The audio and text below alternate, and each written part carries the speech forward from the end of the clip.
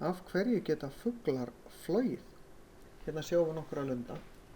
Þeir eru á mörkum þess að geta flogið, en geta flogið vegna þess að vængir þeir eru hannaðir þannig að loftið sem fer yfir vænginn fer hraðar heldur en loftið sem fer undir vænginn. Það skapar undirþrýsting og togar fuglinn eiginlega upp. Þeir blaka svo vængjónum til þess að koma loftinu yfir vængina. En hvernig fara þeir að því að blaka vængjónum svona? Þeir eru jú ekki með neina vöðva á bakinu. Allir vöðvarnir eru á bringunni. Þarna sjáum við lunda þar sem ég er búinn að losa vöðvana frá og toga í vöðvan sem að togar vænginu. Hérna sjáum við kjúkling sem er með sömu vöðvabyggingu og lundin. Og þetta er í raun tveir vöðvar.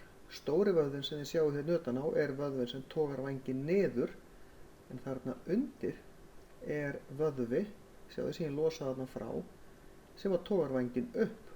En hvernig fer vöðvi sem er undir vöðva sem togar niður að því að toga vængin upp? Jú, það er af því að það er sin sem að liggur úr þessum litla vöðva, sem ég er að setja þarna saman, upp í gegnum öxlina og togar eiginlega ofanfrá, af því að sinin liggur upp öxlina, yfir hana og togar þess vegna ofanfrá og svo niður.